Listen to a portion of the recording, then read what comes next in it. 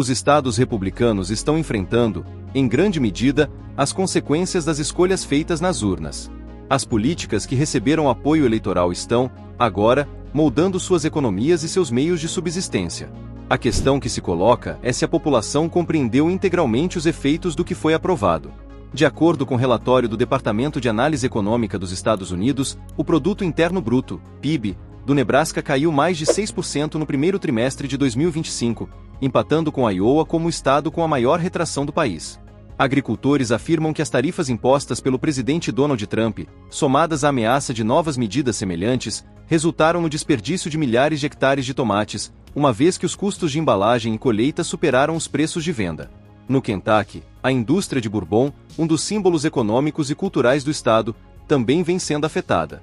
Marcas tradicionais relataram queda nas vendas, e destilarias destacam que os problemas vão além das tarifas. Ao todo, 39 estados registraram retração no PIB no primeiro trimestre de 2025, sendo que as maiores quedas ocorreram, em sua maioria, em estados governados por republicanos.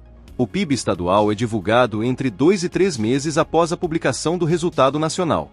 Portanto, embora os dados mais recentes correspondam ao primeiro trimestre, os números referentes ao segundo só deverão estar disponíveis em setembro. O que se sabe até agora, no entanto, não apresenta cenário favorável. Em grande parte do país, tarifas e guerras comerciais impactam diretamente os setores dos quais esses estados mais dependem. No segundo trimestre, apesar de o PIB nacional ter voltado a crescer, a melhora não refletiu uniformemente entre os estados republicanos.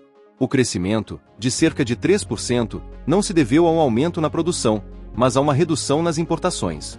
Esse fator técnico, a subtração de bens importados da equação do PIB, fez com que o indicador nacional parecesse mais positivo, ainda que diversas economias estaduais permanecessem em retração.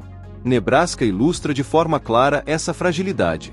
Sua economia encolheu 6,1% no primeiro trimestre, a maior queda entre os estados, juntamente com Iowa. A explicação está no peso da agricultura, já que ambos são grandes produtores de milho, soja e trigo. As fazendas locais dependem fortemente da exportação de grãos e gado, sobretudo para mercados internacionais. Com a imposição de tarifas e a consequente retaliação de países como China e Canadá, a agricultura foi duramente atingida. Uma vez que esses mercados buscam fornecedores alternativos, torna-se extremamente difícil para os produtores norte-americanos recuperar o espaço perdido. Embora a vulnerabilidade de Nebraska não seja nova, uma vez que sua economia sempre esteve vinculada aos mercados globais de commodities e sujeita a variações de preços, clima e política comercial, a atual conjuntura ampliou a intensidade e a persistência dos impactos. O deputado republicano Don Bacon reconheceu publicamente que Nebraska e Iowa vivem, de fato, uma situação próxima à recessão, destacando que tudo se resume ao comércio. Outros estados republicanos enfrentam desafios semelhantes. Wisconsin, por exemplo, exporta quase 4 bilhões de dólares em produtos agrícolas por ano, principalmente soja e laticínios. Economistas apontam que esses setores também serão prejudicados pelas tarifas. Já no Kentucky, onde 95% do bourbon americano é produzido e exportado para diversos países, as tarifas retaliatórias impostas por Canadá e União Europeia tornaram o produto mais caro no exterior, reduzindo vendas, produção e empregos.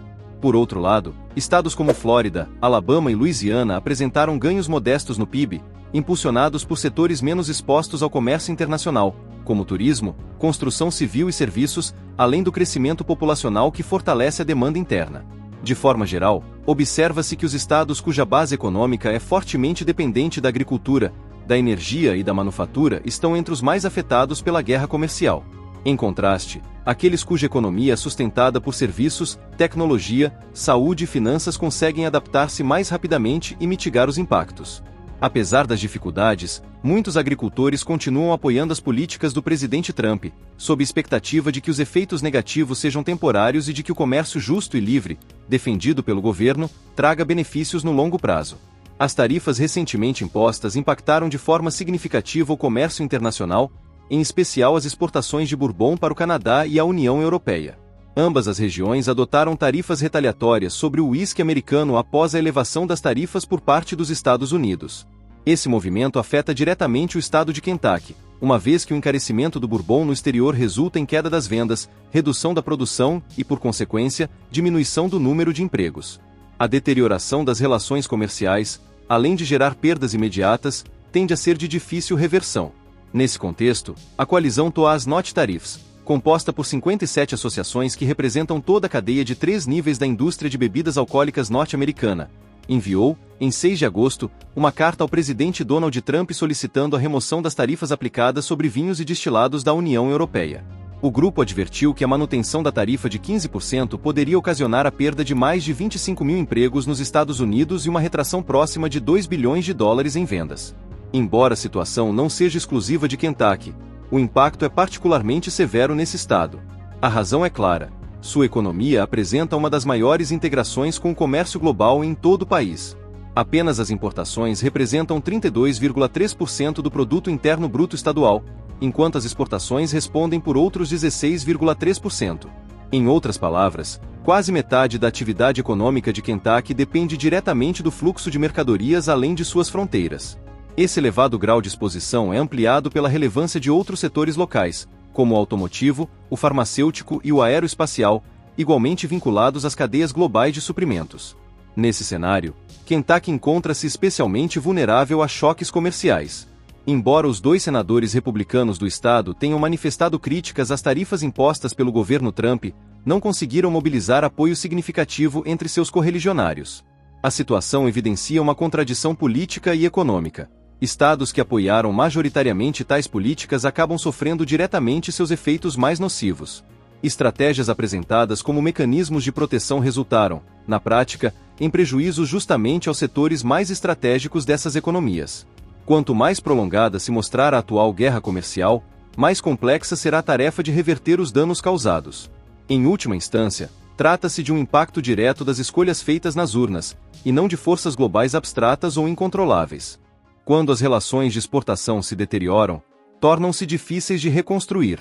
Um exemplo é a iniciativa Toast Not Tariffs, coalizão que reúne 57 associações representando toda a cadeia de 3 níveis da indústria de bebidas alcoólicas dos Estados Unidos. Em 6 de agosto, o grupo enviou uma carta à Casa Branca pedindo a remoção das tarifas sobre vinhos e destilados da União Europeia. O alerta foi claro: a tarifa de 15% pode resultar na perda de mais de 25 mil empregos e na retração de quase 2 bilhões de dólares em vendas. Embora o problema não seja exclusivo de Kentucky, o estado está entre os mais prejudicados. A razão é simples: sua economia depende fortemente do comércio global. Apenas as importações correspondem a 32,3% do PIB estadual, enquanto as exportações representam outros 16,3%. Isso significa que quase metade da atividade econômica de Kentucky está diretamente ligada ao fluxo de mercadorias. Quando essa dependência se soma às tarifas retaliatórias sobre o bourbon e a relevância de setores como o automotivo, farmacêutico e aeroespacial, todos altamente integrados às cadeias globais de suprimentos, o estado torna-se particularmente vulnerável a choques comerciais. Não à toa, os 2 senadores republicanos de Kentucky criticaram abertamente as tarifas impostas por Trump, ainda que não tenham convencido a maioria de seus colegas de partido a adotar a mesma posição. Em última análise, a crise atual revela uma ironia política. Estados que apoiaram majoritariamente tais políticas são os que mais sofrem com suas consequências. O que foi apresentado como proteção econômica se converteu em prejuízo para os setores mais estratégicos. Quanto mais prolongada se mostrar a guerra comercial, mais difícil será reverter os danos. E o ponto central é inequívoco: o que hoje mina a competitividade desses estados não é uma força global incontrolável. É o resultado direto das escolhas feitas nas urnas. E você, o que pensa sobre isso? Deixe sua opinião nos comentários. Para continuar atualizado, veja o vídeo a seguir, tenho certeza que será perfeito para você.